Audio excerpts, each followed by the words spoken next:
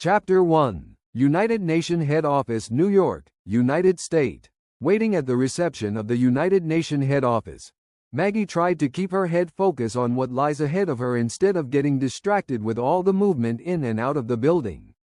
Maggie has never been able to take away her eyes from the latest fashion all her life that she felt it had become an obsession in her following fashion trends. Sometimes she wonders if she is in the right profession because she believes she could do better in the fashion industry than a mere secretary. If not for the event that overtook her entire plans, she never believed she was going to be another job seeker, serving as a secretary to heaven knows who. She was trying to concentrate on the possible questions that might be used to check her competence, but the dresses of the various ladies that were coming in and out kept taking away her attention. She was also battling with self-pity at the event that threw her into the job market.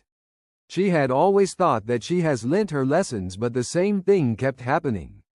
Maggie had a reputation as a very beautiful lady, and that makes her the center of attraction anywhere she goes. She is hardly out of a relationship as men finds it difficult to take their eyes off her, but this time, she had told herself, enough. She thought her beauty was a blessing, but she could see that it had been a curse rather. Maggie just had her second divorce, but this last one had left her completely defeated, leaving her with nothing in the bank or in the pocket because of the prenuptial agreement they signed before marriage. To Maggie, she was tired of playing games when she met with Roland, a wealthy American businessman who had been the third generation in the family business. As a tradition, keeping the family wealth is one of the discipline instilled in them by their parents, and with the help of the family lawyer, it has been very difficult to use divorce to get anything from the family. The only way a lady could enjoy the family wealth is to be real, and Maggie decided right away she was going to be serious and build her life from there.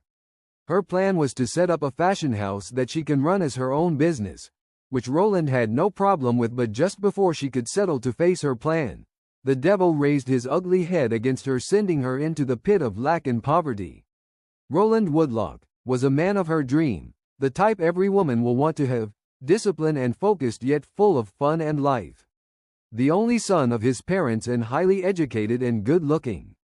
Maggie met Roland while she was working with an IT firm that manages his business, and within few months of their meeting, Roland proposed and Maggie accepted, a decision that should have changed her life forever, but, as it is said, the weight of discipline weighs an ounce but the weight of regret a ton.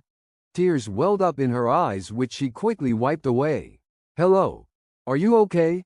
Someone seated beside her in the waiting room asked, making her to quickly come to her senses, that she was wallowing in self-pity once again.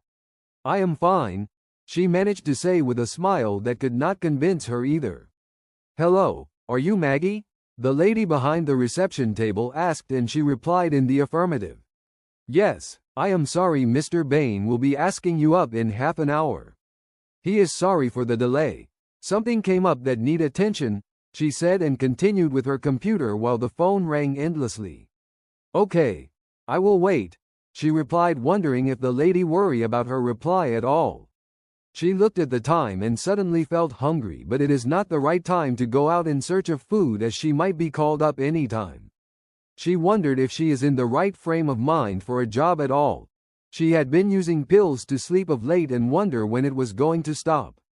She felt like excusing herself and go back to her little nest to continue wallowing in self-pity, but she knew that would not help her, rather it will worsen her situation, and as a recovered alcoholic, she knew the only thing that can throw her back to her old habit would be loneliness and the guilt that is battering her mind. Beside that, she need a financial life support before disaster strike, which is just a few days away.